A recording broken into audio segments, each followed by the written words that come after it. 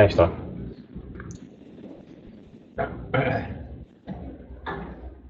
So last I said there's a bit of a problem with things the way aspirin's going just lately. So this is Father Knows Best telling you about it's time to have the ASA talk. Before you stop or don't start the aspirin, you have to ask yourself this question: what does my patient look like? We're going to define that as we go along, at least to a degree. And how did we even get to primary prevention with ASA? Well, I think we're going to take it as a given that everybody agrees that for people who have clinical ischemic events, that ASA for secondary prophylaxis is a necessary therapy. For primary prophylaxis, we thought, well, what's good for the goose is probably good for the gander. And there was some observational evidence that that may be so. There were observational studies like the nurses study in the US, which reported behaviors including lifestyle, smoking, diet, aspirin or no aspirin, and so on, the physician's health study, the women's health study. And these demonstrated a small to modest benefit in preventing CV events in what were patients who don't exactly look like our patients today. But there was noted to be an increased risk of bleeding. But what was different about those patients is that there was a much larger proportion of patients who smoked. We didn't have fastidious blood pressure control like we do today, and there was very little in the way of aggressive lipid control when many of these studies were performed or observed. In 2009, the anti-thrombotic trialists analyzed 95,000 patients, 6 different trials, and they came up with the expectation that if you took aspirin, about 12% of those patients in the aspirin group would have a lower risk than those who were in placebo, but there was a 1.5 excess risk of bleeding compared to placebo. And over time, we've begun to move away from the idea of ASA for primary prevention in low-risk patients, partly because of another meta-analysis in 2016, but also some recent trials which were published in the New England Journal in October of 2018. So the question, I think, for 2019 is this: what is the level of baseline cardiovascular risk that justifies the cessation of or not starting ASA for primary prophylaxis? But you can't ask that question without asking this question: what's the level of subclinical vascular disease or aggregate risk that would justify ASA for primary prophylaxis, and is it really primary prophylaxis in those patients? And that is what we're going to start to question a little bit tonight. We're not going to finish that discussion, but we're going to open the discussion. In October of 2018, 3 articles and editorial appeared in the New England Journal. There were 2 from the Esprit group, which is from J.J. McNeil's group in Melbourne. And one of the things that they looked at in analyzing their data was what was the effect of aspirin on all-cause mortality in the healthy elderly, and emphasize the healthy elderly. So 19,000 patients in the US and in Australia, 70 years or older, and if they're Hispanic or Black, they could be entered at 65 years. They received 100 milligrams of ASA or placebo, and they were followed for just under 5 years in median. So what was found was that 12.7 deaths per 1,000 patient years, which is really pretty low, in the treatment group and 11 in the placebo group. And the excess risk in the treatment group seemed to be cancer. And the authors cautioned this is not what was expected and not what has been observed in other studies. And so they urged that this result be interpreted with caution. The other thing that appeared in the New England Journal from the same group was a different question. That was, what's the effect on aspirin CV events and bleeding in the healthy elderly? So what they found was that there was a little bit of reduction in CV events per 1,000 patient years compared to placebo, not a great deal, but there was a greater excess risk of major hemorrhagic events, 8.6 per 1,000 patient years versus 6.2. And what was defined as a major hemorrhagic event was the composite of hemorrhagic stroke, symptomatic intracranial bleeding, clinically significant extracranial bleed, which was defined as requiring a transfusion, hospitalization, prolongation of hospitalization, surgery, or death. And they concluded that the use of low-dose ASA for primary prevention in the older, and I've included healthy, they don't say that in the final paragraph of their report, but healthy adults result in significantly higher risk of major hemorrhagic events and did not result in a significant lower risk of CV disease to offset that compared to placebo. The third paper that appears in the October 2018 edition of the journal is from the ASCEND study collaborative group. And this has to do with primary prevention in persons with diabetes.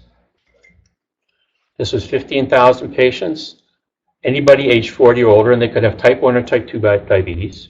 And it was a similar setup, 100 milligrams of ASA versus placebo. The follow-up was a little longer. And this was the Oxford Population Health Group, of which Rory Collins is a member. And if you've never heard Rory Collins speak about the importance of collaborating in worldwide trials, and Subodh knows this very well, put that on your bucket list. It's a remarkable thing to hear him talk about the things that has been accomplished over the last 30 to 40 years at major centers around the world, including Oxford and McMaster. So what they found was that there was a reduction in CV events in the diabetics who received the treatment of 100 milligrams compared to placebo, but there was an increase in major hemorrhagic events compared to placebo. And in their trial, major hemorrhagic events were defined as intracranial hemorrhage, an interesting one, sight-threatening intraocular bleed. I don't know how many has ever seen that in patient aspirin. I don't think I have. GI bleeding or other serious bleeding. And in this trial, as in the Esprit trial, most of the observed bleeding was GI or other extracranial.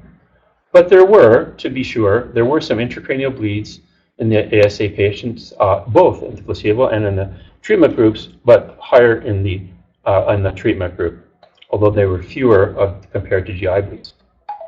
So they concluded, also as a secondary endpoint, that there was no difference in cancer rates, including colorectal cancer, but you wouldn't expect that because the follow-up time you would need to demonstrate a reduction of colorectal cancer is thought to be at least 10 years. This trial didn't go that long, so it wouldn't be expected that there would be a positive result on that secondary endpoint. So when you look at these trials together, and I'm giving you my opinion, that they demonstrate that when residual risk, and we've talked about residual risk in a different way more recently, but inflammatory markers and other things that can be identified as possible residual risk after you control blood pressure, after you control lipids, what's the residual risk and what do you do about it? When the residual risk is relatively low, the benefit of aspirin may be offset by the risk, provided that a nuisance bleed, and that's open for discussion what that represents, is equivalent to a vascular event that's prevented. And is that equivalent? And what I've found recently is the patients tell me, doc says I don't need it anymore. And I say, did the doctor discuss with you what the consequence of coming off the aspirin might be? Uniformly, the answer is no. And I asked, did the doctor talk about the possible prevention of colorectal cancer? Uniformly, the answer is no. And I think in an effort to do things simply, and I'm as simple as the next guy. I want things to be as simple as they can be. But this isn't as simple as it's turning out to be in the community. I think we've got to be cautious with this. You have to talk to the patient about whether or not they want to come off the aspirin and what the possible consequence of that might be. And that has to include both the possibility of a greater risk of vascular events, most particularly non-fatal myocardial infarction, but also potentially the risk of having a higher incidence of colorectal cancer. The fourth article that appeared in the October 2018 edition of the New England Journal was Paul Ridker's editorial. And in this editorial, he says, and for primary prevention, risk is largely determined by age and the presence or absence of diabetes, and the benefit-risk ratio of the ASA is exceptionally small. True, if you accept that a bleeding event is equal to prevention of a ischemic event. Or death. Open for discussion. Some ischemic events, as Subodh said, cause death. Most GI bleeding doesn't cause death, very seldom. So it can be scary for the patient. I tell the patients this when I say, so you might have a bleed which could be really scary and upsetting to you, but it's unlikely to cause your death. On the other hand, if you have a stroke and you're disabled or you die, that might not be an outcome that you're looking for. Ricker goes on to say that beyond diet maintenance, exercise, smoking cessation, the best strategy for the use of ASA in primary prophylaxis may be simply to prescribe a statin instead. Interesting observation. We're going to talk about that a little bit more in a minute. So before you remove the aspirin or don't prescribe it, I think what you have to ask yourself is, does my patient look like an Ascend or a Esprit patient? Or does my patient look like an old nurse? What do the old nurses look like? They smoked. they had high blood pressure, they had high cholesterol, and if they took aspirin, they had fewer vascular events. So we need to think about that. So this is a patient that I saw the other day, and I saw her the same day that I saw, by the way, just before her, a man who had a 50% main left lesion discovered at PATH a year earlier for chest pain that was ultimately determined on cardiac. And a man after that who had a calculated FRS of 78%. Both of those patients had had ASA withdrawn within the last 12 months. This woman, 56-year-old, she's been working since she was a teenager to support her family. She injured her back at work. She can't work anymore. She's smoking. Her blood pressure is high. She's on 2 antihypertensives. Her lipids are listed there for you. Her A1C is high. So metformin. She's got elevated ACR, and her father died at 52. If she's on ASA, are you going to stop it? Who's going to stop it? Anybody at home going to stop it? If she's not on ASA, are you going to start it? Anybody? Nobody knows what to do. So Will's going to start it, Rick's going to start it. Okay. Well, what about this? She has an ABI of 0.87 on the right, 0.91 on the left. Her leg pain is judged to be not claudication, but she has the ABIs that you see. The biggest risk for myocardial infarction in the next period of time, 5 or 10 years, is peripheral vascular disease. If we plug her into the best science FRS, which is the one I recommend you use, she has a 10-year risk of 84.3%. Somebody took her off her aspirin. She knew he was asking a question. Yeah, one of this group, as you recall, published tables of bleeding risks, which are primarily based on age. So yeah, age is certainly a factor in bleeding risk. Yeah. And pre-existing bleeding, and but this is a very young person who has a very low risk of bleeding. Like you use those older tables, so I would say the risk-benefit ratio, if you have a denominator, benefit to risk ratio, if the denominator is very, very low, then that ratio is actually very favorable. So the point that Dr. Camilla is making here is that because one of the things that affects risk of bleeding in antiplatelet therapy is age, that this patient actually has perhaps a lower risk than some of the patients in the elderly trials that SPRE refers to, and I think that's an important point. And so when it comes to the question of risk versus benefit, that's one of the things you would factor in. This is just a screenshot of the Best Science FRS, and it's the one I like to use because it enables you to click on various interventions and to show the patients what intervention might be the most effective for them, or combination interventions, and you can actually show them. Invariably, the best and most important intervention is high-dose statin, no matter what the risk profile is and no matter how you got there. ASA is a relatively less potent risk modifier, but it's not zero. And you can click on that. We can't do it live because of the platform. But I encourage you, if you don't know this calculator, go to Best Science FRS, spend 30 minutes, click in different values, look at what doing different things does to risk, and it'll help you understand how to put this in perspective as you see these more complicated patients than actually were in SPRE or ASCENT. The U.S. Preventive Task Force in 2016 recommended that ASA be considered for patients who are age 50 to 59 with an FRS or another calculation greater than 10%, who are willing to take aspirin for 10 years. 50 to 59 group, because the benefit of ASA for colorectal cancer prevention takes a long time to manifest, it was recommended for prevention of vascular events and potentially preventing colorectal cancer in that group. And in the adults 60 to 69, again with a greater than 10% risk for prevention of vascular events.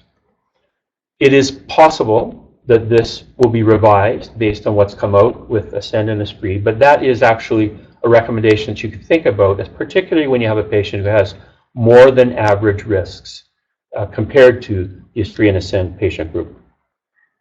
What I'd like you to do before we get into part 2 of this in March the 6th is please, everybody, go to Up-to-Date and read the section on ASA primary prophylaxis. And the key thing that's in that is it has to be individualized based on patient preference after discussion of risks and benefits. And what I'm hearing from the patients, and I admit patients say all kinds of wacky things, but uniformly I hear from patients is, I got taken off the aspirin because I don't need it anymore. Was there a discussion? No. So I think that's a bit hazardous. We got to rethink how we're approaching this. There's a good reason to take some patients off ASA, but not everybody. Read the Paul Ridker editorial in the New England Journal in its entirety. Think carefully about the issues that he raises. Don't just tell your patients they don't need it anymore. And here's your homework assignment. When we get together on March the 6th, I want you to come back individually with some ideas about which patients in your practice are you nervous about taking off ASA? Somebody with known coronary disease, somebody with peripheral vascular disease, somebody who has uncontrollable lipids, uncontrollable blood pressure. Who are those patients, and how should we try to approach them in a bit more logical way that doesn't take away a potential useful therapy from people who are at risk that is much higher than that which was observed in a SPRI or a SET. So I'm going to stop there. I'll take one or two questions only because Subodh has to get back quickly. So I promised him I would limit my time. If there's a question or two. How do they come up with the dose of aspirin 100 milligrams? Okay, so that's a good question. Why 100 milligrams? I think this is the reason. I think it's because everybody would agree that would be an effective dose. There would be little that somebody say, "Oh, you used too little." I would say, why didn't they use less? I would say, why didn't they have a clopidogrel arm? Because I think that might have changed the whole thing. But we'll talk about that in more detail on the 6th. Those are really good questions. But I think that the reason was that both the Oxford group and the Melbourne group, they were satisfied that nobody would say to them, you didn't actually block thromboxane anymore. Would you agree? Yeah, totally. Okay. That it? Okay, great. So March the 6th, bring a case. Bring your toughest case in the practice. Should I stop aspirin or not? CME@bhm.ca, and let's see if we can get to the finish line on a complicated issue that people are trying to make too simple. So I totally agree. As Bill is setting this up, maybe I could get a show of hands. If someone is 55 years old and has a GFR of 40, and has not had a prior MI stroke or known PAD or claudication, and that's all you know about the patient. Most of you would put that patient in a primary prevention box, right? Primary prevention cohort, hasn't had a prior infarct, stroke or PAD, and likely is someone who should not get aspirin according to what is in the sort of common vernacular. But the bottom line is that that the best biomarker for cardiovascular risk and occult vascular disease is in fact renal function.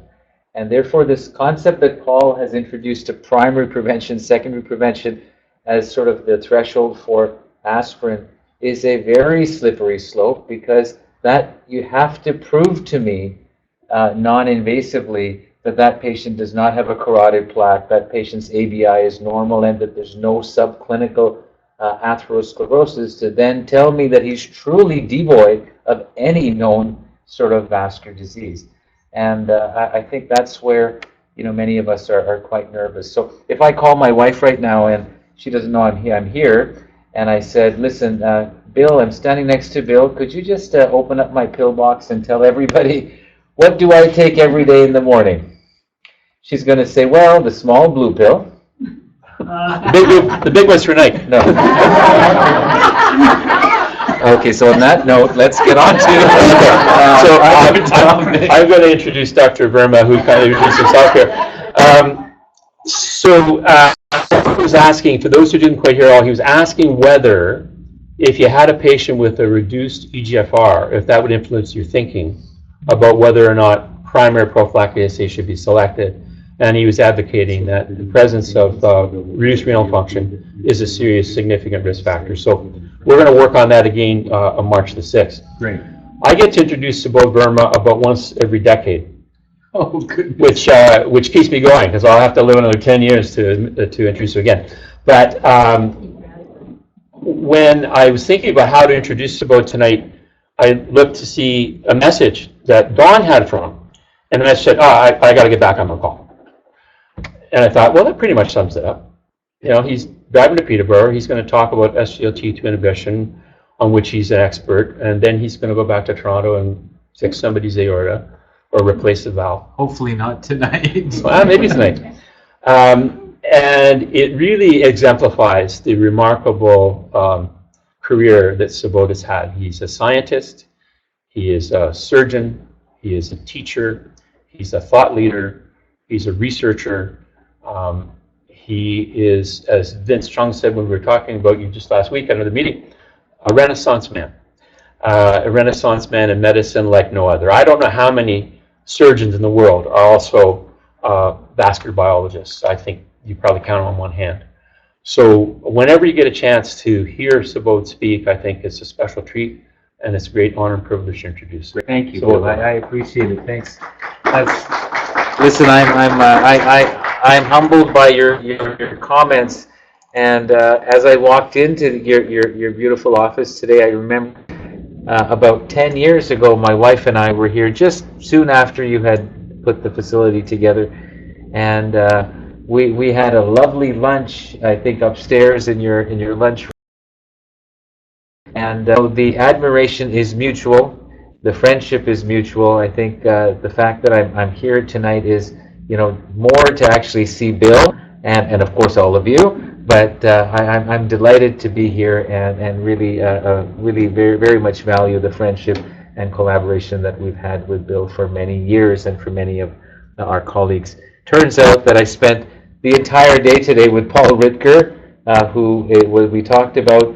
Now, Paul is from Harvard Medical School and is extremely well known for his work in inflammation and primary prevention. Did the Jupiter trial, did the Cantos trial, and many of the other trials. And him and I sit on the external advisory board to the Peter Monk Cardiac Center, so we get to, you know, oversee the sort of our the fiduciary responsibilities of the Peter Monk gift to the PMCC. So we chat a lot about residual risk and vascular risk and how do you risk stratify patients.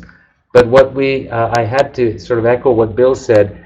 I have yet to see, you know, I treat people with triple antiplatelet therapies just like you do, or anticoagulants and 2 antiplatelets. And, you know, I'm underwhelmed by the number of times I have to call GI, right? How many times in your career have you actually had to call GI for someone who's actually had just 81 milligrams of aspirin? How many deaths have you seen because of aspirin-related GI hemorrhage? Any? So the bottom line is that the risk-benefit ratio in a patient needs to be individualized when it comes to aspirin. I think this is a great topic that Bill has started. So I'm involved quite heavily with diabetes-related cardiovascular research, and that is one of the sort of important programs that we're currently foreseeing. There are 5 ongoing cardiovascular trials with SGLT2 inhibitors in the treatment of heart failure, and I'm involved in all 5 of them. And you may know Mike Hartley quite well, who works with Bill. We have actually asked him to help us with many of those trials, so he too in Peterborough is leading the way with respect to the DELIVER and EMPEROR trials with empagliflozin and dapagliflozin. And there's a very exciting trial that he's also part of called SOLOIST with sotagliflozin, where we're actually trying to use SGLT2, SGLT1 inhibitors in sort of worsening heart failure right after a hospitalization for an acute heart failure. There's another very interesting trial that has come to this office here, again, that Mike Hartley is the PI on, and that is looking at evolocumab in people with subclinical vascular disease who have yet not had an MI or stroke. So there's a lot of international sort of trials where Canada is only getting 20 sites, and I can promise you that every trial that comes my way, the first few phone calls that I make are to Mike. So I want you please to support those trials, and when Mike comes out and he says we need more patients for those trials, please do that. I know that if you won't, all I have to do is call Bill saying, can you just do it, and he'll do it. So, but I do expect that all of you will help as well. So 3 things I'd like to cover today: the spectrum of cardiovascular disease and diabetes, why these agents work, and what we learned from guidelines. So first and foremost, let's look at the Swedish Diabetes National Register. These are new data from 2018 that were published, or 2017, published in the New England Journal of Medicine, from the best healthcare environment. As you know, Sweden has a healthcare system that is second to none, and by far, by WHO standards and others, is the benchmark to measure, the environment and the influence of risk factor modification on overall outcomes. So from the Swedish Diabetes National Register, published recently, are the temporal trends of mortality in people with and without diabetes. And what you see on the top are people in orange with diabetes. On the bottom are people in brown without diabetes. Both rates seem to be declining from 1998 to 2014 with respect to all-cause mortality. But please notice carefully that the gradient of excess risk between people with and without diabetes is actually widening for all-cause mortality. So the suggestion is that even when you have the best healthcare system with free medications and good access to sort of specialists and hospitals, we are not being able to keep up with diabetes-related cardiovascular or all-cause mortality events, not because of ischemic events, but primarily because of heart failure. So rates of MI and rates of stroke are declining at the same rate in people with and without diabetes. But rates of heart failure are actually the elephant in the room that are driving the excess mortality in people with diabetes. Because everybody and their cat and their dog are on statins, and as Bill has said, it's the most sensitive, most effective strategy to lower ischemic events. But diabetes-related heart failure begins early, and short of SGLT2 inhibitors, we have not had preventative strategies to, reduce the hospitalization burden in people with diabetes. There's more obesity, there's more hypertension, there's more metabolic syndrome, there's more diastolic dysfunction. People are living longer, they're outliving their MIs, and therefore what you're left with on the table is heart failure, and that what appears to be that gradient of excess risk. There used to be this big debate about 15 years ago, are men and women at equal risk when it comes to diabetes? Again, a question answered 2018 in the Lancet Diabetes, 1 million adults looking at deaths due to vascular disease. And what do you see here? That occlusive vascular deaths in men, the hazard ratio was 2. Occlusive vascular deaths in women, these are fully adjusted for all risk factors, the hazard ratio was 3, suggesting that women with diabetes, they're not protected. If anything, they are at higher vascular risk than men are from occlusive disease affecting either the coronary or the cerebral vasculature. And this is after adjusting for risk factors and after adjusting even for compliance. As you know, most recent data suggests that one of the reasons why women are at higher risk is that, I don't know why, but compliance rates seem to be lower in women compared to men. When I raised that at home, it didn't go very well, because if you ask my wife, she knows every cousin's and second cousin's birthday and this and that, and seems to actually be on top of everything. But she does take a statin herself, and I can tell you she misses her medication much more than I do. So why do you think this is the case? It is because of greater atypical presentations in women, and that has been the hypothesis. Very hard to sort of get to the bottom of it, because these were younger women. It wasn't the fact that we were just comparing postmenopausal women necessarily. Even in the premenopausal years, the risk seems to be higher in women compared to men. And that has been ascribed to more atypical presentation.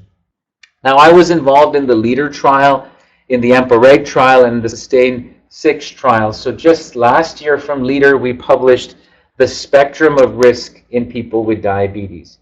So you won't find a more strong advocate than me for non-invasive testing of the peripheral and carotid arteries. And we write about this and we're emphatic about it because it is the simplest way to risk stratify patients. And that's what we did in the LEADER trial of 9,340 patients, where we actually looked at people with diabetes and their vascular risk in a contemporaneous trial who had no ASCVD. Compared that to people with diabetes who had just disease in one territory, CAD or CVD or PAD, and then compared that to people who actually had CAD and PAD, PAD and CVD, etc. And this was not just having a prior stroke or having, symptomatic PAD. This was having asymptomatic ABIs of less than 0.9 or 50% or greater stenosis in either carotid.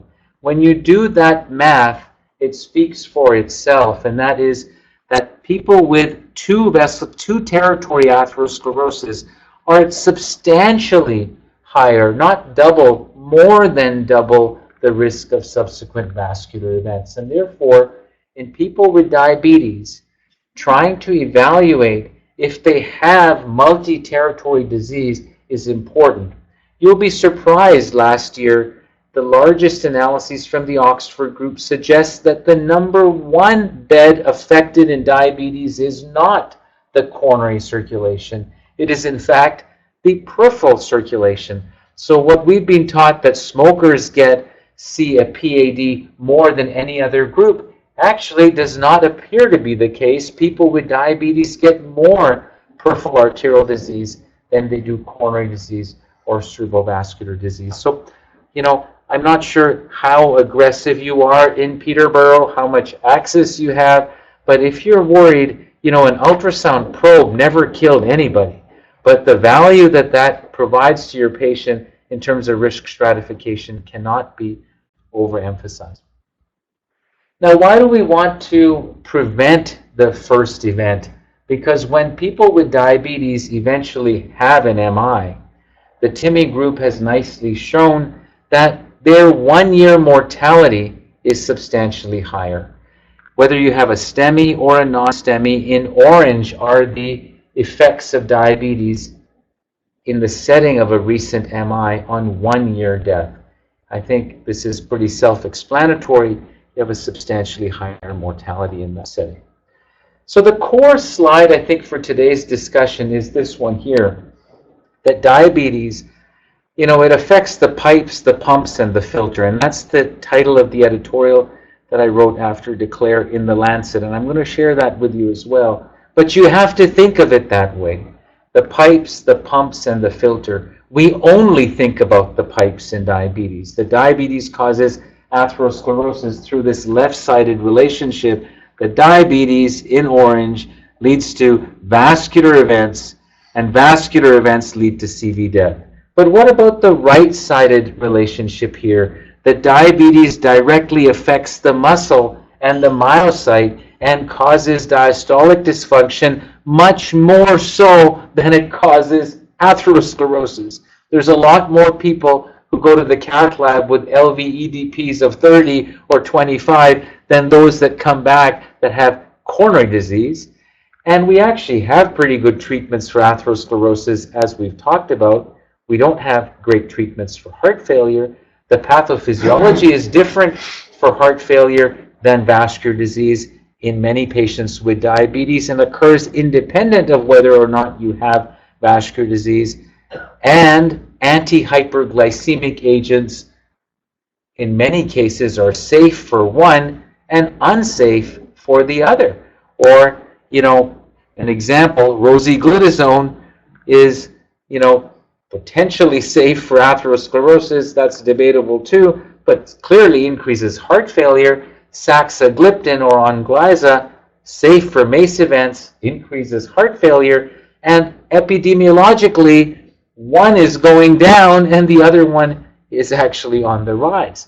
So you need to think about the pipes and the pumps differently. And we now talk about the 10-year signature of diabetes. You've had diabetes for 10 years, or your GFR is below 60, or you're insulin requiring, you don't need to tell me. I can tell you in 80% of cases, if Bill does an echo, you will find evidence of diastolic dysfunction. That is the fingerprint of these patients. It occurs early, and it needs to be recognized if you are going to identify people at risk of heart failure in this regard. Now, this is not something we're just creating or it's not new information. Last year, in 2018, were data published in Diabetes Care from the United States, asking the question, in diabetic patients, what was the most common reason why they were hospitalized in the United States? Every patient here is diabetic from 1998 to 2014. More people with diabetes go to hospital, women or men, for heart failure than acute coronary syndrome, and that relationship has not changed from 1998 to 2014. The overall trends are declining, but if you ask an internist who's working the emerge at night, how many patients do you admit with heart failure? And they say, we admit a lot, but they don't really think about all of the comorbidities. When you actually do the math and you start looking at that, there's a lot of people with diabetes who end up being hospitalized for heart failure. So this is a pretty recalcitrant problem that has always been the case. And it's something that we finally have something that we can do about, and that is with these newer strategies. So many people complain, and when I was here last time in Peterborough, there was a comment as well that heart failure is a problem, Bill. And Mike, when Mike was actually chairing the session that day, primary care physicians don't deal with heart failure. And people have to start somewhere, and they're on the slippery slope somewhere. And I would argue to the contrary that please remember, when I went to medical school, we did not learn about A, B, C, D stages of heart failure. This is new, right? It's about 6 years old now, Bill. I think it was maybe where we now talk about stage A and B are pre-heart failure stages. This is an essential slide for everyone, whether you're a nurse or a GP or pharmacist, to know that you all talk about pre-diabetes, right? IGT, IFG, then diabetes. You talk about pre-hypertension if you're in the United States, as well, about 120 to 129. And, my wife says we're all pre-death. Of course, that's true too. But the bottom line is that we now talk about pre-heart failure. And these are patients who are at risk of developing stage C and D heart failure, where they have yet not developed heart failure, but they have risk factors or some subtle signs echocardiographically that they are at risk of falling off the cliff. People don't just wake up and suddenly say, good morning, I'm 70 years old and now I've got heart failure, so let me go and see Bill. There is that slippery slope. And when you look at those people, which are the biggest, in terms of the population at risk, asymptomatic heart failure with evidence of either mild LV, hypertrophy, or mild diastolic dysfunction, or LA dilatation without symptoms. Or what about the one at the bottom? People just at high risk of developing heart failure. Diabetes, hypertension, and obesity, in that order, are the risk factors within the guidelines in stage A and B heart failure. If you ask our graduating cardiology class what's the #1 risk factor for heart failure, you know what they'll say? Hypertension. And that's still within the guidance. But Professor McMurray, again, who's a real maven in heart failure, was here a few weeks ago as our landmark lecturer, I think the day you had Sheldon Tobe here. And he reminded everybody again about how important heart failure and diabetes is, and how important diabetes is as a risk factor in the development of heart failure. So when you see someone with diabetes, don't just think stress test, echo, and nuclear. That's a given. But if they have a negative exercise stress test or a negative nuclear, that doesn't mean that their pump is normal. Neither does it mean that you have mitigated their chances of developing heart failure. So you have to think of those two entities, distinctly, as you think about people with heart failure. So this is data along those lines. 386 patients with type 2 diabetes who had no evidence of inducible ischemia. Half had, stress echo. I think the other half had nuclear test in this setting. There was no inducible ischemia, suggesting that, there was no hemodynamically significant coronary disease.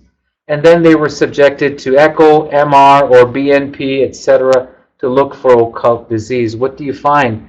Sorry, the font is a bit small here. 68% of people who had negative nuclear and treadmill tests with diabetes that was more than 10 years, it says more than 5 years, but most of them were more than 10 years, had some evidence of LV systolic or diastolic dysfunction in the setting of diabetes.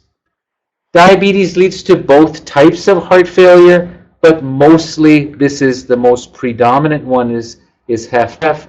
Now with echoes reporting carefully on diastolic function. Bill, do you report diastolic parameters as well? So again, we see it invariably that there's a high presence of subclinical diastolic dysfunction in patients with diabetes.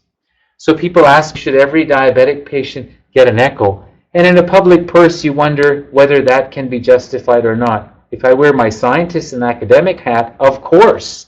But the reality is that if you're symptomatic, if you have hypertension, those are two reasons why people can get an echocardiogram, and most people with diabetes will have one of those risk factors, and where interrogation is important because it actually provides you with not just information around their risk of developing heart failure in the future, but gives you a bona fide reason to have that conversation with patients. If you show them an image of a plaque or you tell them there's evidence of structural disease that can lead to heart failure, we know compliance rates go up profoundly, adherence to therapy goes up, and they start getting more invested in their disease process. Let me show you another example. 581 patients with diabetes who had otherwise no known symptoms. 10 years of diabetes, everybody was over the age of 60. They were recruited mostly from family practice offices with the question, is there occult evidence of HFpEF or HFrEF in these patients? They were sent, they're asymptomatic, no coronary disease, they're just healthy diabetics. Comes back to what Bill said. If you could smell primary and secondary prevention from here, then sure, make that distinction between one versus the other. But if you can't, then you have to be very careful because it's a slippery slope, because somebody may be easily misclassified from primary to secondary, quite easily. So what do you see here? There's a lot of green on this slide. The green is the numbers of people who had occult HFpEF. These were supposed to be asymptomatic people with no known cardiovascular disease in the setting of diabetes. So if you look, you find a lot of it. In people who have bona fide heart failure, that Bill is seeing tomorrow in his office, had a heart failure admission, you're seeing them in 3 to 4 days in your rapid heart failure clinic, and you're wondering, what is their prognosis? Are they going to survive the next 2 to 3 years? There's a magic heart failure calculator. Forget about diabetes or not. This is just a patient who had a heart failure admission, and you're trying to figure out, is this patient, what is their prognosis? Just like Framingham puts in a bunch of risk factors, magic heart failure puts in a bunch of risk factors to determine what their prognosis is. What is the third thing on this list? It's diabetes, right? Diabetes is the most important risk factor after age and sex, determining their prognosis with respect to outcomes in heart failure. So I'm just putting this out there for you to recognize the gravitas that diabetes carries when it comes to heart failure development, and then, of course, its eventual prognosis. And these data have been validated in the CHARM data set, and the CHARM data set shows if you have HFrEF or HFpEF, orange is diabetes, your CV death and heart failure rates are worse. all-cause mortality rates are worse. So diabetes affects the pipes, no doubt. It affects the pump, no doubt. Therefore, prevention of heart attacks and heart failure is important. But once people fall off the cliff with diabetes and have heart failure, your outcome is worse. And if you have an MI in the setting of diabetes, your prognosis is still worse in that setting. But then what about the filter? What about the kidney? How does that fit into this whole equation? And we know that this is a great marriage when it works. It's the best marriage between the heart and the kidneys. The moment the kidneys start losing function, this great sort of marriage becomes the worst marriage you can ever have, right? There is no better biomarker of cardiovascular risk than diminishing renal function. You don't need any echo, you don't need no testing, not that we shouldn't, but that is a biomarker right there to tell you that outcomes are worse. And why is that the case? Because as renal function deteriorates, hemodynamics change, neurohumoral activation occurs, and inflammation occurs, and that leads to increased events. So Professor Brownwald and Professor Ben Sirica last year published this very important paper from the SAVOR study demonstrating that as you start spilling protein, UACR, as UACR increases, on the left are rates of MI, and on the right are rates of heart failure.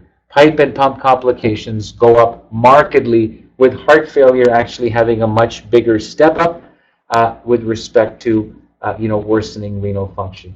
So that is why I started this evening by telling you about that case of a GFR of someone of 30 or 40 who's not had a previous MI. Would you take that patient off aspirin, or would you start that patient on aspirin? So I hope that that discussion continues when Bill is here next time with respect to individualizing therapy. So I was one of the reviewers for the Declare, as for the meta-analyses in the Lancet, and wrote this editorial concomitant with the meta-analyses. It is now on the front page of the Lancet from last week's edition, that when you think about diabetes, think about the pump, the pipes, and the filter, and individualized therapies for each one of these outcomes of heart failure prevention and treatment, renal disease, and atherosclerosis. Just like a statin cannot be beat when it comes to atherosclerosis, everyone here has subscribed to the fact that if you have diabetes, whether or not you've had an infarct, you should be giving them a statin to prevent an MI. You're not giving a statin to prevent renal disease or prevent heart failure. Likewise, what I do think needs to now be part of your vernacular is that an SGLT2 inhibitor should be used to prevent and or treat patients with heart failure and diabetes, not as much to reduce an atherosclerotic event. These agents are modest, if anything, to reduce vascular events. Their main benefit is on the pump, and I'll tell you how that works. So let's now move on to these SGLT2 inhibitor trials. And let me remind you that there are 3 trials, and I'm not in the business of EMPA is better than CANA is better than DAPA, DAPA is better than this, because that's the marketing game, and let the marketers play that game. The bottom line is, what has the class taught us collectively? Bill and I have gone through this entire exercise with ACE inhibitors, where it started right at the top in high-risk patients post-MI, and then went to heart failure, and then when Salim did HOPE, it went to stable CAD, and then Mark Pfeffer took it down to another lower level of patients. What was that trial called? PEACE with Trandolapril. That is how research develops in new therapies. You always start at the highest risk patient, and that's what Bernie Zinman did when he did the EMPA-REG outcome trial. It's a great Canadian story and great leadership for Professor Zinman. I don't know if you've ever heard him speak or know who he is. He's an endocrinologist at Mount Sinai Hospital, world-renowned for his work, not just EMPA-REG, but the fact that all of you know that lowering glucose reduces eye complications and renal complications. That fundamental doctrine came from Bernie Zinman's DCCT trial. That is what he actually received the Order of Canada for, was his contributions in that regard. And then came his work with Aboriginal or Indigenous Canadians in diabetes, and then came EMPA-REG. So it's a great story of leadership and a great story of demonstration of how SGLT2 inhibitors started the field in high-risk patients. Canvas then said, you take a mixed population. I will not call them primary and secondary. I take issue with that terminology for reasons that have been articulated and what we've said in the editorial, that red and orange is a slippery slope. All you can say is that that population in Canvas collectively had a lower risk than EMPA-REG. And then Declare has more people who haven't had a prior MI, but has excluded people with GFRs below 60. So now we have even a lower risk population. So when you look at these three trials with empagliflozin, canagliflozin, and dapagliflozin, what have we learned collectively about these strategies?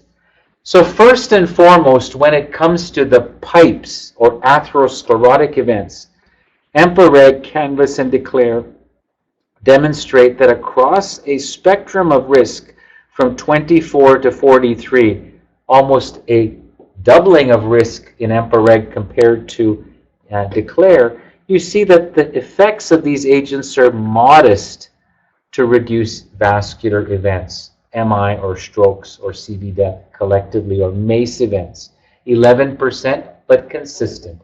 No surprise. The last time, these are agents that are diuretics, natriuretic agents. They have some metabolic benefits. They work on the pump. They don't do anything to plaque architecture. They don't change plaque vulnerability. They don't lower LDL. They don't change coagulation. They don't change platelet function. They don't change, anything that has anything to do with vascular biology. And therefore, it's not unexpected that they have modest effects on MACE. That's not why you and I reach for these agents. We reach for them more for the other benefits. The one thing we did learn from these three trials is that the MACE benefit seems to be selective in people with known ASCVD, but that there is no benefit of these agents on MACE events if you don't have known ASCVD. So there is a modest effect on MACE. That effect seems to be restricted to people who have known vascular disease. But what about this other outcome with respect to the pump? The composite of heart failure and CV death. And this tells a completely different story. That when it comes to heart failure, prevention and or treatment, remember these trials were not enrolling patients with bona fide heart failure.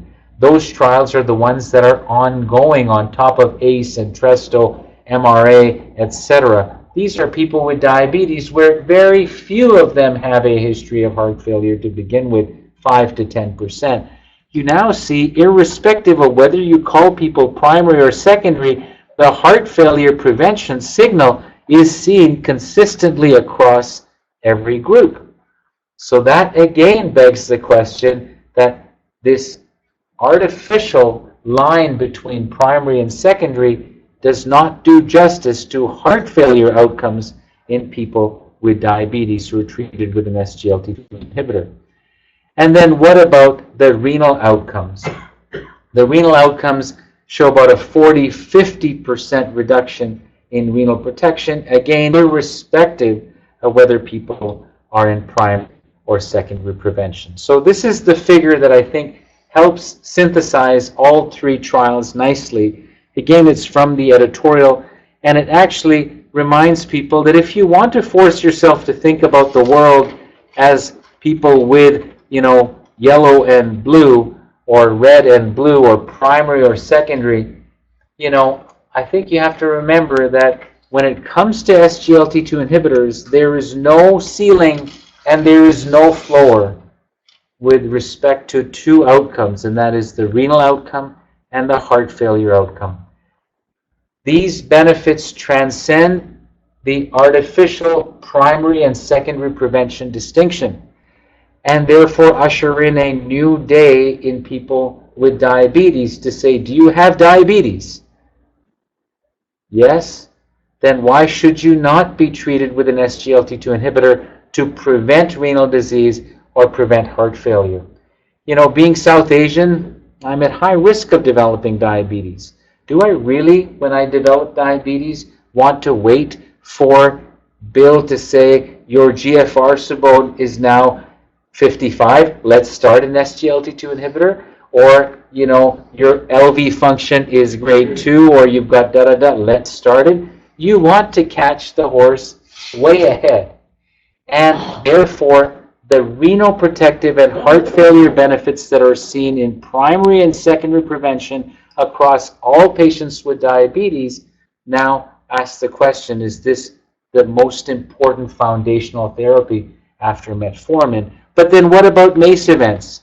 They're modest and are seen only in those at the top, i.e. those with known vascular disease. So this is where we think the synthesis of the field is moving.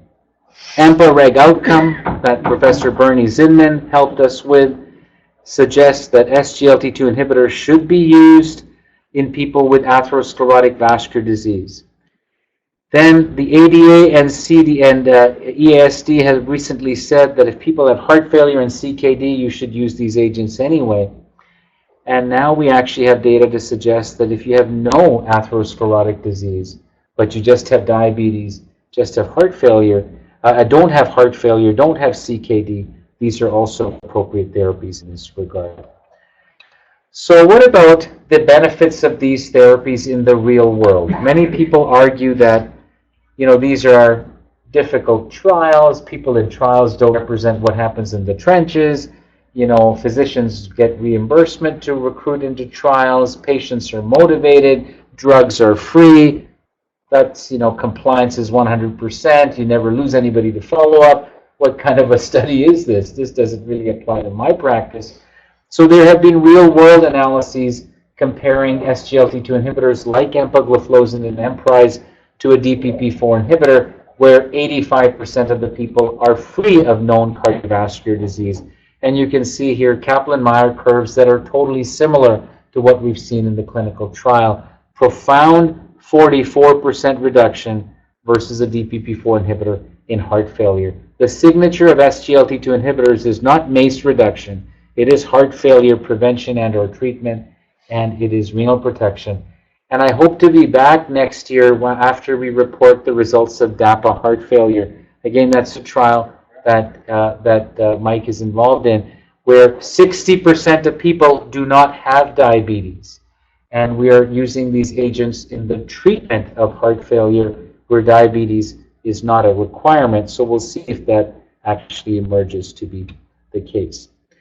Now, I do want to actually share maybe a couple of minutes to tell you that empagliflozin is different with respect to the CV death data. Whether that is a matter of just background event rate, molecule, clinical trial design remains unclear, but it is the only SGLT2 of the three that is indicated to reduce cardiovascular death. So that's the label indication. Bill and I and many of you, work in the area of cardiovascular medicine. There's not very many therapies, including statins, that are indicated by label to reduce CV death. So where does that profound recommendation come from? It comes from the Kaplan-Meier curve from EMPA-REG that shows a profound reduction of 38% cumulatively in the incidence of CV death. The curves separate very early after treatment, and the instantaneous hazard ratio at 1, 2, 3, 4, and 5 years are all consistent with this profound benefit that is observed. The benefit is observed also in people above or below GFRs of 90, 60, down to 30. And you may wonder, at GFRs of 30, there's no glucose really being filtered. And if no glucose is being filtered, the agents are going to have a very poor glycemic response, which is true. But surprisingly, the glycemic efficacy and the CV death benefit are completely dissociated.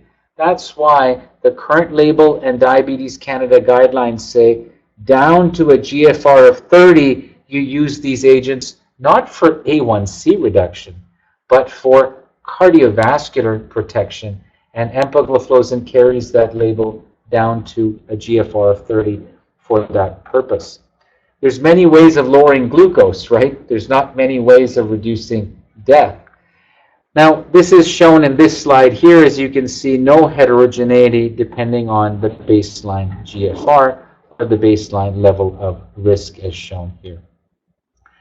So there's many ways of slicing and dicing the data. This is a slide modified, and I borrowed part of the slide from John Eichelboom, who is a cardiologist in Hamilton, did the COMPASS trial. And if you do look at the mortality reductions of many things we do, and you stack it up next to empagliflozin, it actually stands out in this population to be quite profound an indication. So it does require our attention, and it requires cardiologists to pay attention. It is now just like a statin, just like an ACE inhibitor, just like others. This is a cardiovascular drug, and it needs to be part of our vernacular, our discharge plan. If we're not comfortable, we need to get comfortable with understanding this either with your endo or your GP. But patients with cardiovascular disease or diabetes need to be informed that this is very important therapy for their pump and their filter. So has that been echoed in the guidelines? So now we have diabetes guidelines, we have CV disease guidelines, and we have heart failure guidelines. And all three guidelines, Diabetes Canada guidelines, we have CCS guidelines, and now we have heart failure guidelines. They all talk about the role of SGLT2 inhibitors, GLP-1 receptor agonists. Remember, GLP-1 receptor agonists do not reduce heart failure. They further reduce MACE events. So if someone has had an MI and a second MI and 3 stents, and 3 stents are down, and CABG, and has recalcitrant coronary disease and has diabetes, I usually reach more for a GLP-1 first to say, let's get the best anti-atherosclerotic strategy on board if they can afford that, knowing that probably the best combination is a GLP-1 for maximizing MACE events on top of a statin, and a SGLT2 to maximize heart failure and CV death benefits in that regard. Now, how does this magic potion work? Because we haven't seen very many things that move the needle, beyond placebo. Because in 2018, placebo is the best pill you can be on because it's on top of standard of care. You can't randomize a patient until they're on standard of care, and standard of care today is impossible to beat. It's a blood pressure 130, everybody on high-dose statin, aspirin, maximum risk reduction therapies, compliance. It's not back to the dark ages where you could beat placebo when placebo really was placebo and not placebo in quotation marks. So how did you beat placebo and reduce death? It's hard. In Fourier, there was no reduction in mortality, even in the highest risk patient, because it's hard to beat high-dose statins in the short term. So we've had a lot of interest in this. This is from one of our recent papers with Mike Farku and Jack, that these agents may have natriuretic benefits. They may reduce interstitial edema, reduce afterload and preload and LV mass, improve cardiorenal physiology, may have direct effects, and change energetics. The first message I'd like to remind you is about this differential volume hypotheses. These are not just agents that actually are diuretics. That's what most people say. They're diuretics. And if you subscribe to that, then you say, well, then why should I not just use a cheap generic diuretic? We know that doesn't work. It doesn't reduce mortality. So you have to look at the biology of how these agents differ from loop diuretics. SGLT2 inhibitor, shown here, dapagliflozin, reduces 24-hour or increases 24-hour sodium excretion. No surprise. It causes a significant reduction in interstitial fluid volume. But it does that with very minimal changes on intravascular volume. So for some reason, it can get the fluid out of the third space without making the intravascular compartment too dry. Okay? Compare that to bumetanide, which is a loop diuretic like Lasix. 24-hour sodium excretion, we know that it clears interstitial fluid. That's why we give it to people in, heart failure. But it actually also causes a significant reduction in intravascular volume. Why is this important? When you dry out the intravascular compartment, you cause a reflex rise in plasma renin activity, neurohumoral activation, and other things that obviate and prevent you from maintaining euvolemia. And they stimulate the sympathetic system. If you can, what happens most times is you have a patient in your office, their legs are swollen, you know that they're extravascularly wet, but intravascularly dry, and all you have in your armamentarium is to further dry them out by giving them more Lasix. And that, in fact, sets up a vicious cycle of ongoing sympathetic activation. SGLT2 inhibitors seem to differentially regulate the interstitial versus the intravascular volume, and do that without causing activation of the sympathetic nervous system or changes in intravascular volume. There's also, again, in a recent paper, this is one that Dr. McMurray and I wrote in 2018, demonstrating that SGLT2 inhibitors may inhibit the cardiac sodium-hydrogen exchanger, and through that mechanism reduce intracellular sodium and intracellular calcium. Last year, we also published data on empagliflozin in experimental models of looking at substrate utilization. You'll find this quite interesting. The heart, as you know, is the most plastic organ of any, right? You give it prosciutto, it'll make ATP. You give it a chocolate bar, it'll make ATP. If you're LeBron James, I hope you know who that is. Nobody knows who LeBron James is. If you're LeBron James, for 48 minutes, you're making ATP from lactate, right? If you're on fasting, it's breakdown of protein and amino acid that'll make ATP. The heart will make ATP from any source. It is the most plastic organ. But every fuel has a different price point. Fats are the most expensive, and ketones seem to be, energy efficient. So one of the hypotheses that has been put forward is that these agents raise ketones physiologically. It's the reason why type 1 diabetic patients get into trouble on these drugs and develop DKA, because there's a substrate to raise ketones by a small amount. So the thought is that they may make the heart more energy efficient by providing an alternative fuel source that is cheaper than fats. Remember, the diabetic heart cannot use glucose, so it has to use fats. Fats build up in the heart and cause SR calcium uptake disturbances that then leads to diastolic dysfunction. Diastolic dysfunction doesn't occur through mechanisms that are vascular, but mechanisms that are metabolic and relate to calcium handling because of the reliance on fat metabolism. So this theory, again, we put this to test, and it seems that the heart, unfortunately, with such a sexy hypothesis, does not seem to be the case, that SGLT2 inhibitors, they do improve cardiac ATP generation, but it doesn't seem to come from ketones. It seems to come just from more ATP production. Finally, what about cardiac remodeling? And at the AHA last year, I presented this on behalf of the EMPA heart team listed here, Bernie Zinman, Kim Connolly, Deepak Bhatt, and others. And this was one of the late breakers at the AHA last year, the first randomized trial of empagliflozin in people with coronary disease, looking at left ventricular mass regression by cardiac MRI. And we just don't know if these drugs have direct cardiac effects and direct cardiac reverse remodeling. And what we showed, is a significant reduction in ambulatory blood pressure of about 7 millimeters. That's a lot in terms of systolic blood pressure reduction, and a significant reduction in left ventricular mass index within 6 months on top of ACE inhibitors and on top of other standard of care therapies. So where is the field moving to? We are now rapidly moving outside of diabetes.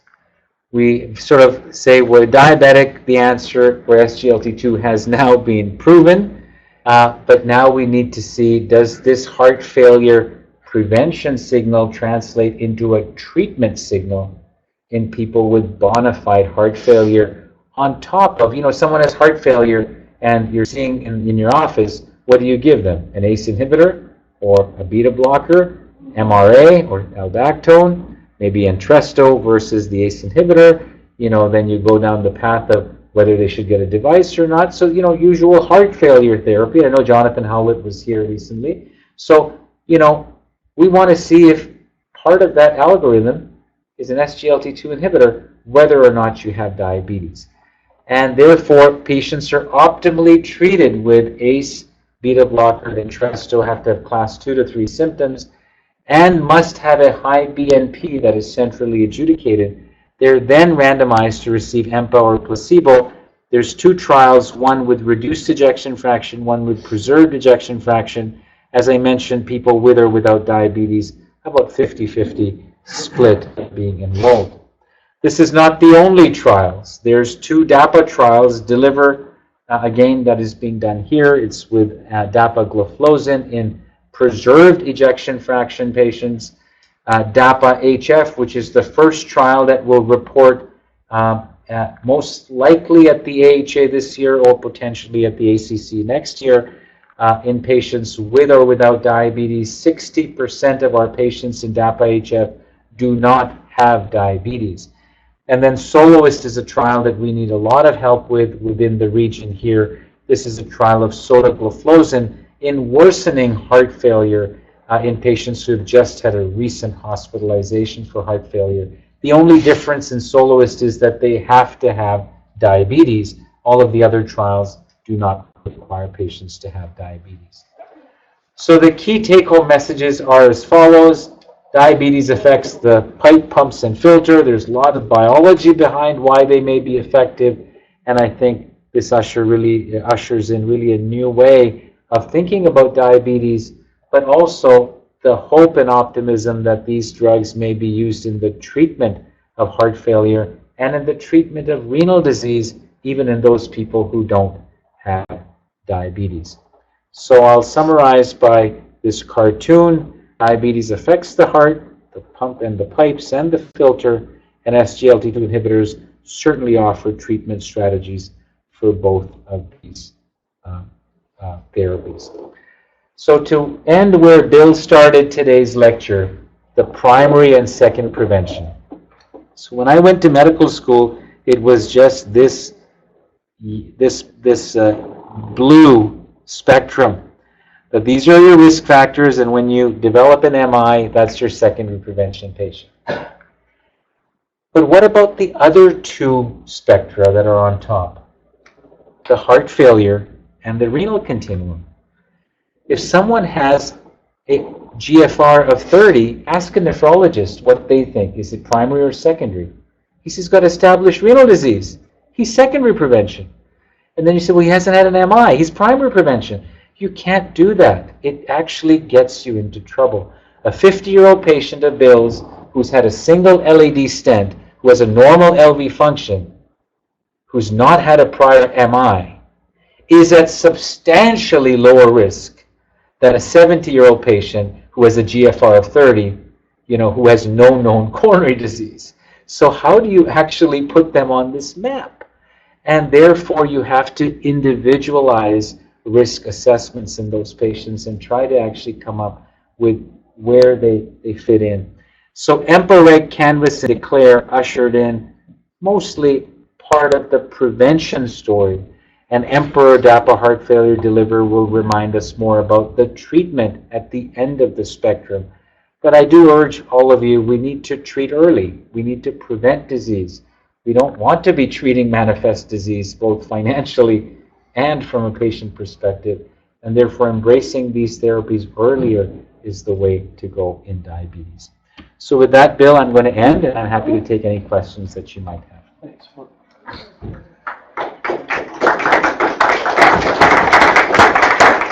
So what I think the first question that really is clarified is, what about the patient with a normal A1C. Is Excellent. that SGLT2 candidate? Right, so I think So the we'll go way, here, so we'll go to it's an excellent yeah. question. The question was, what do you do with a patient with a normal A1C? So first of all, let's assume the patient has diabetes and a normal A1C, right? And we have now data from the DECLARE study that included people with A1Cs 6.5 and higher. And that is sort of within the normal-ish range, and there was a benefit observed across the spectrum. So the benefit is not driven through glycemic reduction, is not related, there's no glycemic threshold, and that's why we're actually testing it even in people without diabetes.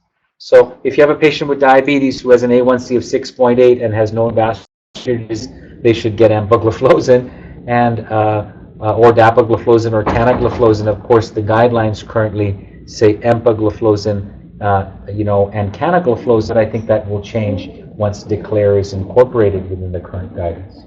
John? Yeah, it's not so much about SGLT2, but it is about primary and secondary prevention. A lot of X-ray, CAT scans now come back with calcification in the aorta, atherosclerosis. You've never seen that before. Now you've identified that incidentally. Now, does that automatically skew the line between primary and secondary? If they haven't had an event.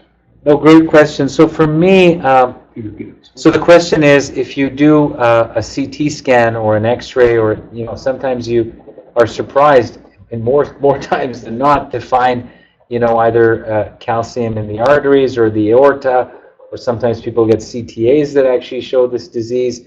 They've not had an infarct yet. So the question that John is asking is, how do you classify that patient, primary or secondary? So this is a discussion that we've had for ages, and for me, that patient now has manifest disease. And that's why if you don't look for disease and you label somebody primary, then you may be mislabeling them, right? In that regard. So I would treat that patient as someone with established vascular disease. Aspirin, and of course for SGLT2 inhibitors, that used to be a triage point, not anymore.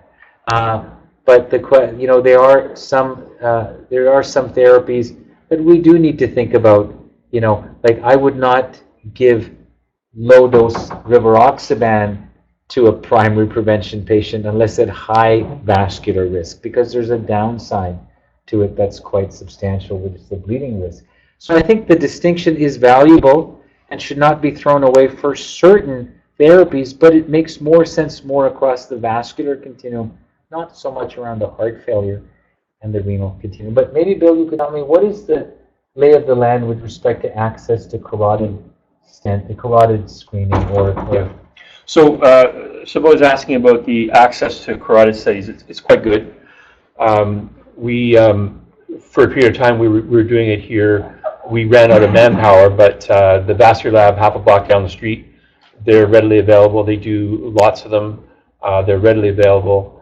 The reports are good and helpful. So I don't think there's any question about access to vascular testing, whether here or at the vascular lab. So, even sort of lower extremity? yeah, absolutely. Yeah, it's a fully certified vascular lab. Jennifer? Just carotid screening is going to start again on March 11th. Okay, so Jennifer just commented that we're going to resume carotid screening here in a couple 6 weeks. Not leg, but carotid. Just the carotids. Yeah. And as Sabah pointed out, there's little as powerful as spinning your computer around saying, this is your neck, this is your plaque, you have atherosclerosis, we have ways to help you not come to a bad end from it, but that's a very powerful interaction with the patient. Absolutely. Jim? Bill, Sorry, Jim first. further to our discussion tonight, when you have incidental finding, let's call it, of carotid plaque disease and a carotid screening, Yeah. that of course triggers hypertension, obesity, exercise, statin therapy, etc., follow-up of their lipids. Are you suggesting there should be more done than that, for instance? Is there any?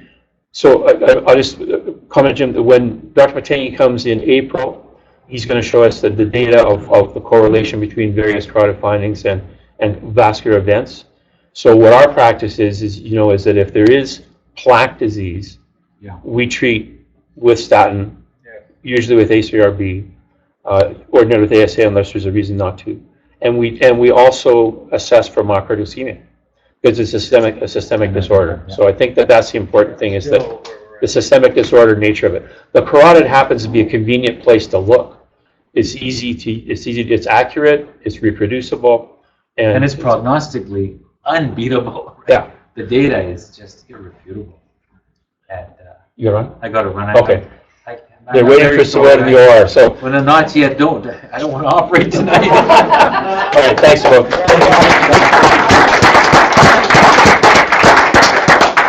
So we're going to carry on with one more short presentation. Donald, are we ready? We will be. Okay.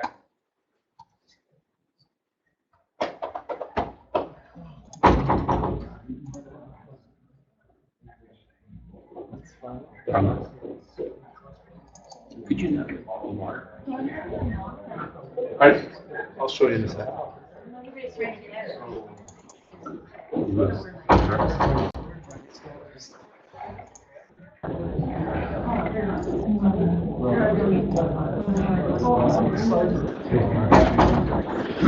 So the last presentation tonight is going to concern the issue of pharma and its relationship with the region and what we have done with pharma over a period of time.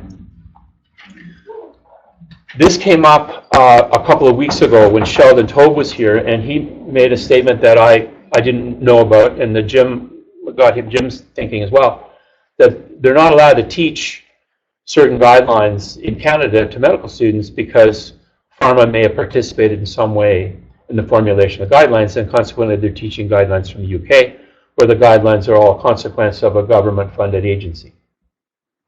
Jim asked the question, well, you know, in my practice life, I think pharma has been helpful to me, and you know, how do we think about it nowadays? What's the right way to think about it? And I really wasn't prepared with the question. I answered it rather awkwardly. So I got thinking about it after, and we got Sabota out the door, okay? Yeah. Okay, good. Sabota's out the door. I got thinking about it after, and I thought that in the movie It's a Wonderful Life, George Bailey is depressed by the fact that his business has failed and a bunch of things have gone wrong. And he feels as if his life hasn't really been worth very much, and perhaps he shouldn't really have lived at all.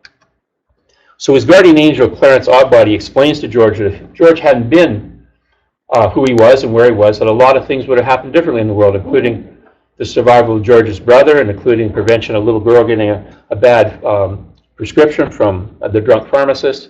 And so for the purpose of thinking about how we should think about pharma in the region, we should think about what we would have or might not have without pharma contribution. And this follows along the theory that everything happens matters, which I believe to be true. So I'm going to try to connect the dots for you for the last 35 years in Peterborough and pharma's involvement. Before I came to Peterborough in 1984, there were 2 internists. Then the investigative service was ECGs. In 1974, Ross McLean came, a very senior clinical cardiologist, really exceptional clinical cardiologist. He brought along clinical knowledge of cardiology and brought along Holter monitoring. In 1978, Dr. Nawaz came along, and he brought along stress tests. At that time, there was no cardiology on-call service, and the referral base was limited largely to Peterborough County and a bit of a fringe around that, about 120,000 people. In 1984, we started an on-call cardiology service, full-time cardiology on-call. So in those days, that meant 200 days a year on-call for most of us. And then John Reeser came in 1985, and we had nuclear cardiology, we had echo, and so we were rapidly expanding diagnostic services. In 1986, we began a series of meetings called the Kawartha Cardiology Conference. And this was supported generously by pharma with unrestricted grants from all companies that had cardiovascular products at the time. And over the course of the next several years, we had 9 meetings, and we really had a remarkable list of speakers. This is a list of people who were here, a very small sampling. But John Cairns, John Pam Duquet, Stuart Connolly, Paul Dorian, Martin Green, Lyle Higginson, Doug Holder, the late Charlie Kerr, Ruth McPherson, Morris Mishko, Brent Mitchell, William Warnica, Gary Webb. You might see almost all those people at a single meeting. That was the level of participation we had from leaders, national and international, and that was all supported by pharma, completely. One of the things you might not have thought about was that over the course of those years, those speakers got to know us pretty well. They would come to Peterborough in advance, we would have dinner, we would talk about things, they would find out what service we had, to find out the challenge we had. And those people also sat on a lot of important committees in the province. And those people sat on committees with senior administrative officials. So over the course of that time, the challenges we faced started to be heard about in the right places. And so that had an effect on how Peterborough was perceived. In 1985, Dr. Wilkins came. We started outreach clinics in several places, 6 different locations throughout the region. Dr. Mackenzie came in 1988. He brought along high-level skill in echo Doppler. And in 1989, the first stress echo in all of Canada was performed in this building. Dr. Millen in 1992, cardiac rehab in 1995 when we moved to 60 Hunter Street. But by 1988, that referral area of 120 had grown to over 300,000. It had grown to that because cardiology on call every day, the outreach clinics, and the conferences. And so we nearly tripled the referral area in a matter of 4 years. That had a huge impact on the demand for services, but also on the understanding how important the area was becoming as a hub for services. The most important thing that happened over that period of time to Peterborough putting on the map was the cath lab. In 1986, there was the first proposal, which I sent in, and it wasn't even acknowledged that it existed. In 1988, there was a very helpful nurse, senior nurse administrator at the hospital who worked on the proposal and made it much more, I think, palatable from a bureaucrat standpoint, but still there was no response. By 1990, we were preparing the third response, and that was when the Array government came in, and there was a significant financial problem in the province and throughout the country, and they said no new programs, no matter what. It didn't matter how important it was from a life-saving perspective, there simply would be no new programs.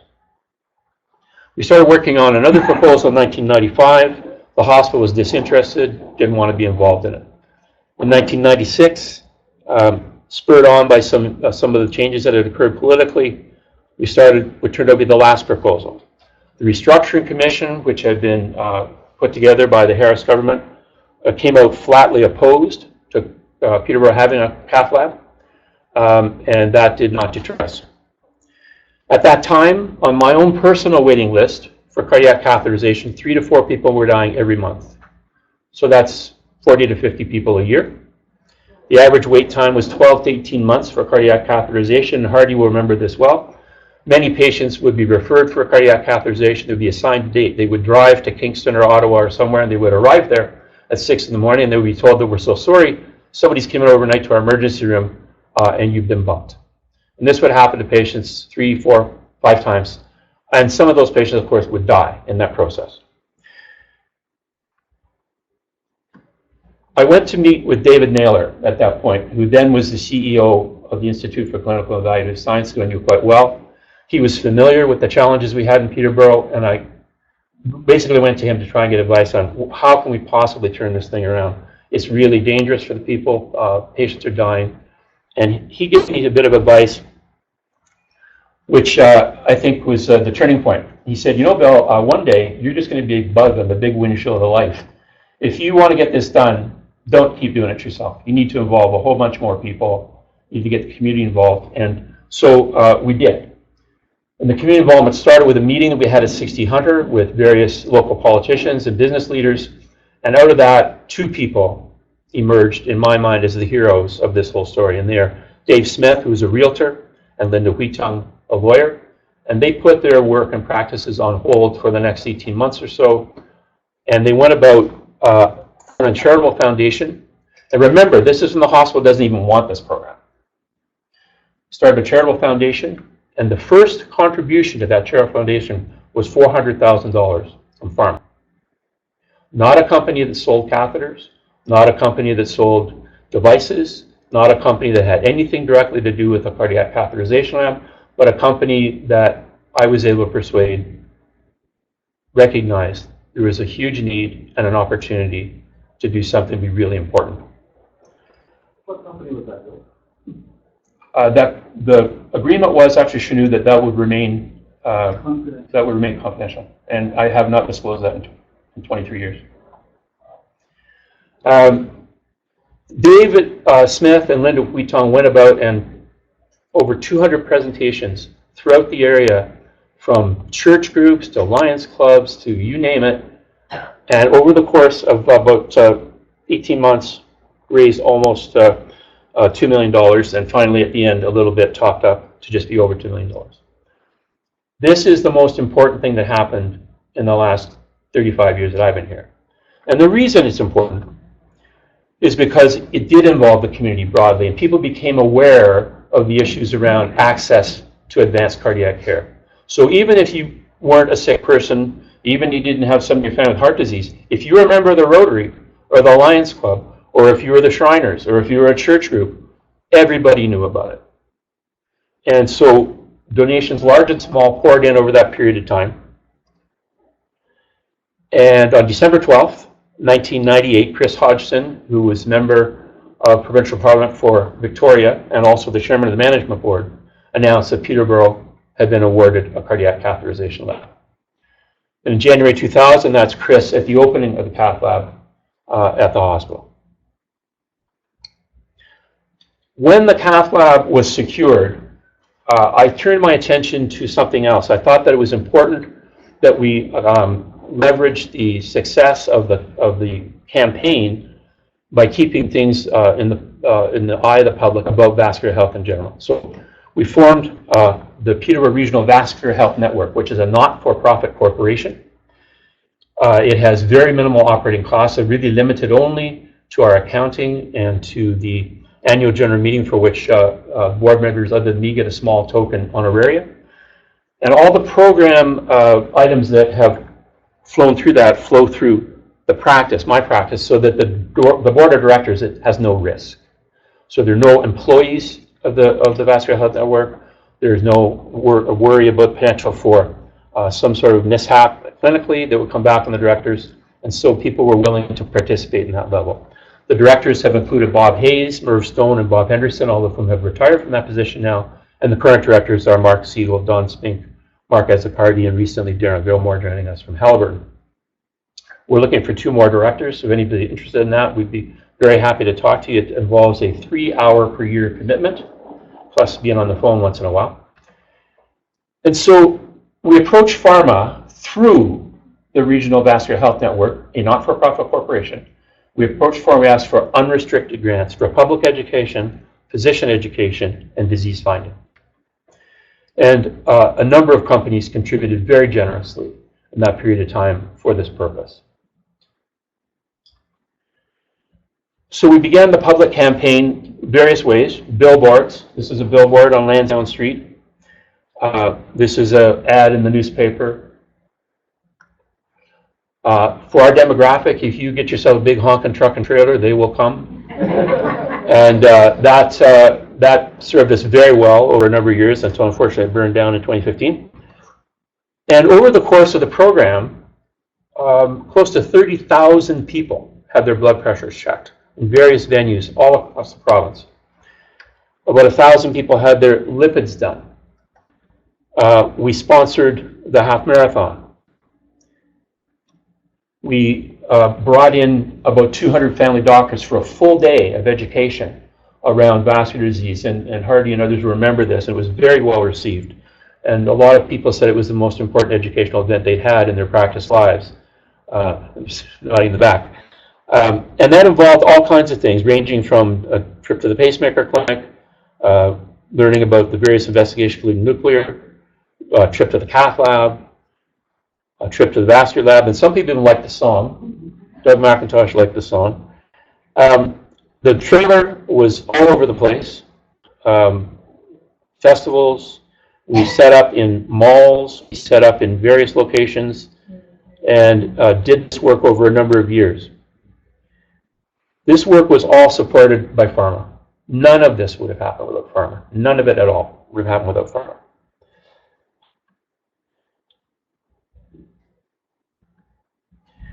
We put on some special programs. The firefighters have a particular risk of sudden cardiac death.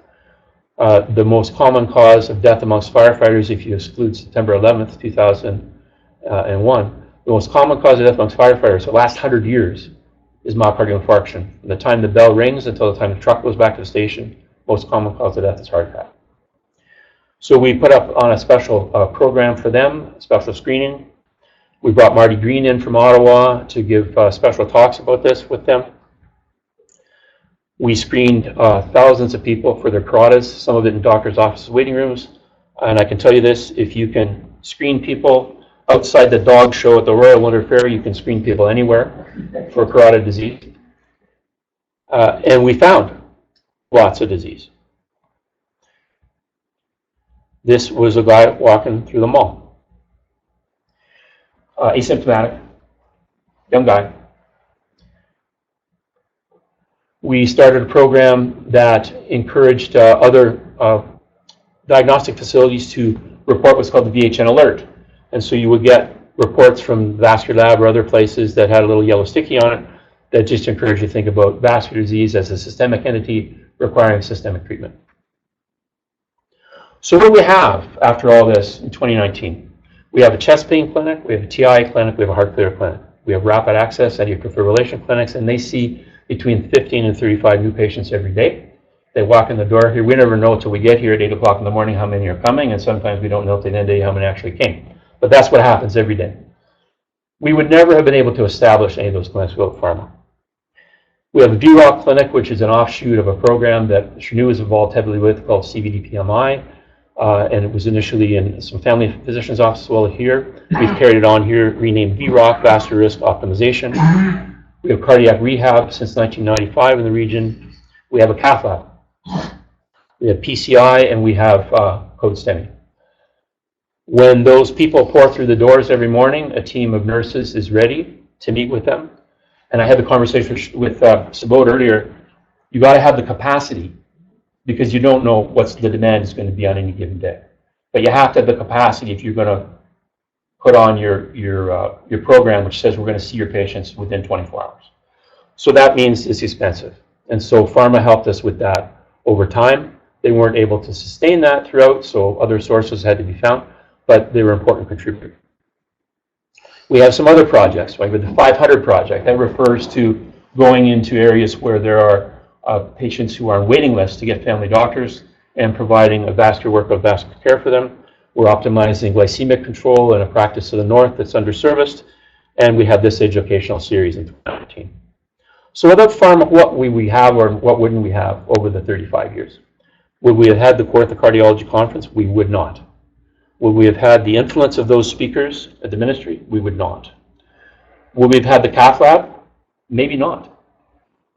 It's hard for me to go back 23 years and think about it, and I know Dave and Linda couldn't necessarily say for sure whether they would have been willing to commit a year and a half of their lives to a project that didn't have some important seed funding out of the gate. I mean, that's how big projects work. You've got to have some big money on day one so you can tell other people, we've already got some big money, you got to get in the game. I don't know what would have happened then. It's impossible to know. Maybe it would have happened later. Maybe the cath lab would have happened later, or maybe not. But I know this for sure. At Queen's Park, the day that they decided we were going to have a cath lab, they began to think differently about Peterborough. The bureaucrats had a little switch flip in their heads, and they began to think about it differently. Would we have gotten MRI? Probably later, maybe not then. Would we have gotten dialysis? Maybe later. Maybe never, but probably at some point, but maybe later. Or what does it matter? What if it's later? Here's what matters. If it's later, we don't get Vince Chung. Why? Because Vince gets a job somewhere else when he needs a job. Building a department of really good consultants is like building a sports team. So in my mind, Vince Chung is Mitch Marner or Austin Matthews.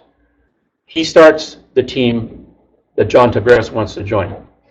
So when Shanu and Elliot are trying to decide where they want to go, and they look at Vince Chung and they say, this is a guy I want to work with. I want to be a partner with this guy. And later Garth and Radu look at that group and they say, this is a group I want to be part of. If you don't have the right person at the right time, this goes back to the everything matters theme, maybe things don't work out quite the same way. Maybe we have dialysis, but maybe we don't have the spectacular department that we have. So think about those things. Would we have had the full education program day? No, absolutely not. Would we have had the IVMC public program? Absolutely not.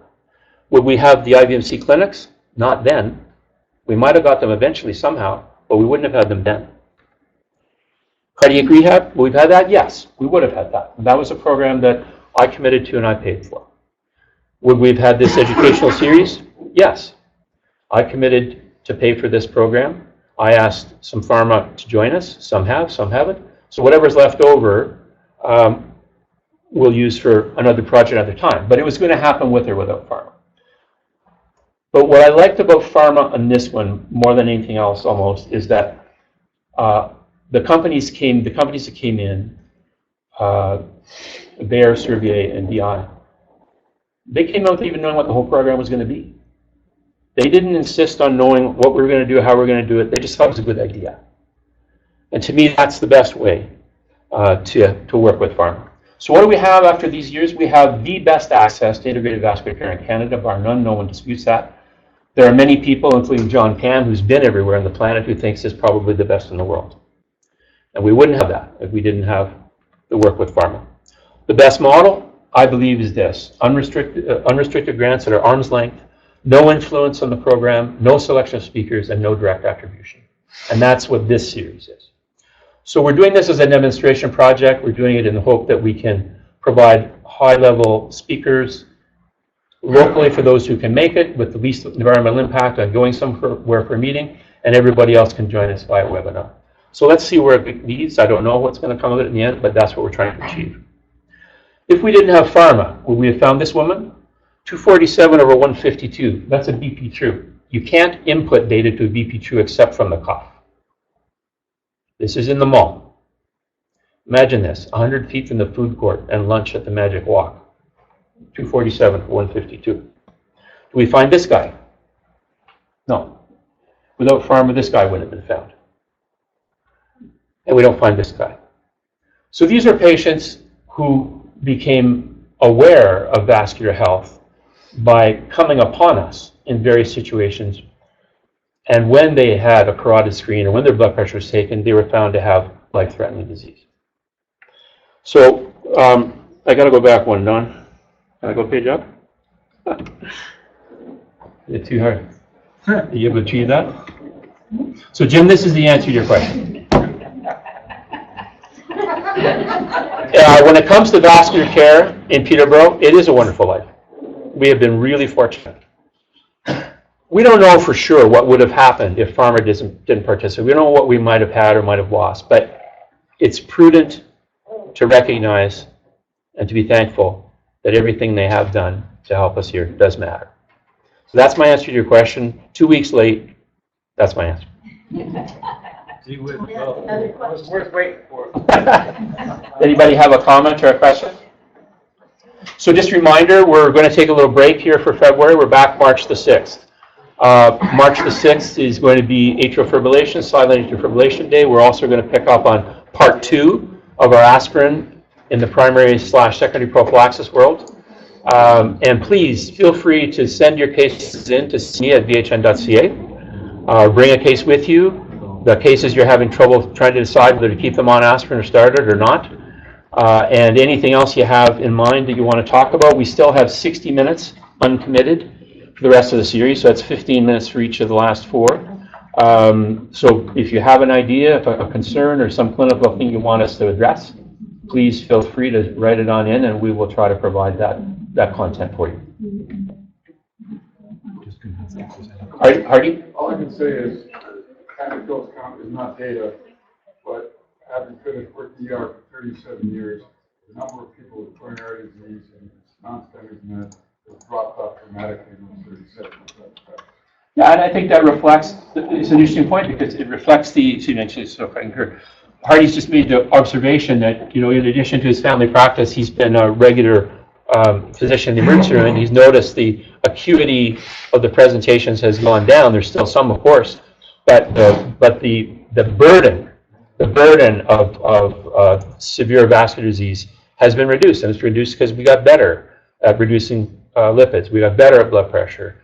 We got some people on ASA. We got some people worked up as an outpatient through rapid access, who then could be handled in a more leisurely way for the revascularization or whatever else that needed to be done. So I think that observation just serves to underscore that we have gotten better, not just here, but in Canada, at treating vascular disease.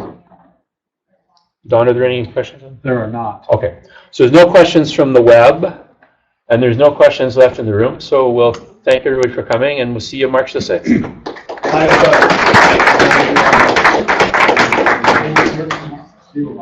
I have a couple pieces of paper here before you leave. One is you already did do it. Thank you very much. That was awesome. Are you free to have?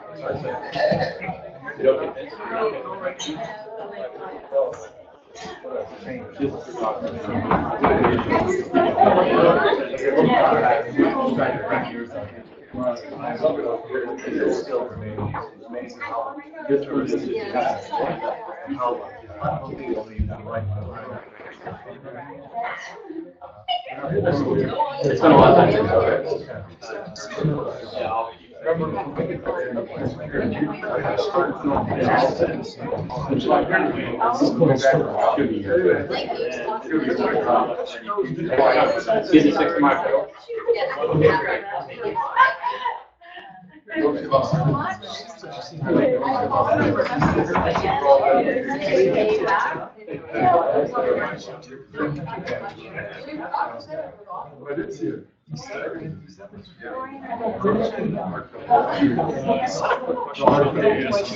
Yeah.